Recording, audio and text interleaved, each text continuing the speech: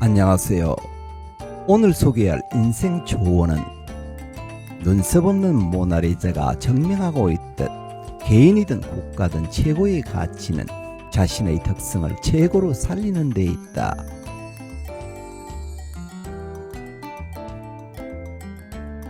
모나리자의 탄생. 모나리자는 레오나르도 다빈치가 그린 그림이다. 다빈치는 일반적으로 화가로 알고 있다. 하지만 만능천재였던 그는 화가 이전에 음악가, 건축가, 기계공학자, 해부학자, 발명가, 화학자, 물리실험가이기도 하다. 그의 노트에는 비행기의 날개 모양까지 그려져 있었다고 한다. 다빈치는 신분상 결혼이 불가능한 시절에 태어난 서자이다. 다빈치의 주요 작품인 모나리자는 신비한 우승과 미완성 작품으로 유명한데 그 사유는 아래와 같다. 당시 초상화, 벽화, 성화가 유행할 때 리자라는 24살의 여인이 남편과 함께 자신의 초상화를 그려달라고 다빈치를 찾았다. 리자의 아름다움은 다빈치를 감동시켜 승낙하게 된다. 그림에 전력을 다하였으나 리자의 모습에서 살짝 스치는 미소를 어떻게 표현하기가 어려웠던 이유로 진척이 잘 되지 않는다. 어느덧 3년이란 세월이 흘러 거의 완성 단계에 이르렀으며 리자는 날마다 같은 시간에 찾아와 그림이 완성되는 것을 보고 즐거워하였다. 어느 날 리자는 서운한 듯 말하였다. 선생님, 제가 남편을 따라 외국 여행을 하게 되었습니다.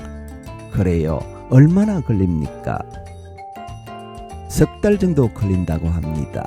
전 별로 가고 싶지 않은데 남편이 한사코 가자고 했어. 함께 가셔야죠. 그림의 끝은 다녀오신 뒤에 마무리하죠. 언제 떠나십니까? 오늘 갑니다. 그런데 그림의 제목을 무엇으로 붙이실 겁니까? 모나리자라고 할까 합니다. 리자 부인은 부끄러운 듯 미소를 지었다. 모나란 마돈나, 즉 성모 마리아라는 의미로 여자를 높인 말이다.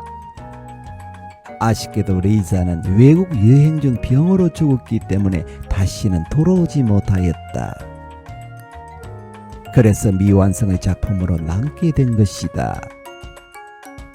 모나리자라고 하는 불세출의 그림은 위와 같은 연유를 가지고 있다. 모나리자, 그림의 여자 이름은 리자이다. 오늘날 세계에서 가장 비싼 그림은 한 폭에 약 40조 원에 이른다고 한다. 그림 한 장 값이 40조 원이라니 도대체 그 그림은 어떤 그림이며 어디에 있을까? 그 그림은 바로 프랑스 루브르 박물관에 있는 것으로 프랑스 시대 때 이탈리아를 대표하는 천재적 미술가 레오나르도 다빈치가 1503년에서 1506년경 그린 것으로 추정되는 가로 53cm, 세로 77cm짜리 유체 패널과 모나리자라고 한다. 이 모나리자 작품은 프랑스 정부와 루브르 박물관 소유이므로 경매의 대상은 아니지만 프랑스 정부는 경제적 가치가 최소 약 2조 3천억 원에서 최대 약 40조 원 정도 될 것이라고 평가한 바 있다. 최대 40조 원이라는 이 엄청난 가격이 붙은 이유는 2018년 기준 연간 루브르 박물관의 방문객 수가 약 1,000만 명 정도인데 방문객들의 대부분이 바로 이 모나리자를 보기 위해 루브르 박물관을 찾는다는 것이다. 이 작품이 최후의 만찬 등 다른 역작들을 제치고 레오나르도 다빈치의 대표 작품이 된 가장 큰 이유는 기술적으로도 대단하지만 다빈치가 죽을 때까지 항상 가지고 있었던 그림이기 때문이라고 한다. 일반인들에게는 그냥 눈썹 없는 여인네에 불과한 이 그림이 도대체 무엇 때문에 이 세상에서 가장 아름다운 여인이라고 하는지 의문을 가지는 사람들이 많을 것이다. 이 그림의 모델인 리자 게라르디니는 피렌체의 성공한 사학가 프란체스코 델 조콘다의 부인이었다고 한다. 모나리자라는 단어의 모나는 이탈리아어로 미세스라는 의미이므로 모나리자는 미세스 리사라는 뜻이 된다. 우리말로 해석하면 리사 부인이라는 말이다. 다빈치가 그녀를 그리기 시작한 1503년 게라르디니가 자식을 잃은 슬픔에 빠져 있었던 직후였다고 한다. 그녀의 남편은 그녀를 미소 짓게 하기 위해 광대와 악사들을 고용했다고 하는데 모나리자의 야릇한 미소는 그렇게 해서 태어났다는 것이다. 그런데 이 그림은 6년이 지나도 완성되지 않았다. 그림이 완성되지 않고 오래 걸리자 다빈치와 그녀 사이가 야릇한 관계라는 소문까지 돌았는데 하지만 다빈치는 동성애자였다고 한다. 루브르 박물관에서 방탄유리로 보호받고 있는 모나리자는 신비한 미소로 특히 유명하다.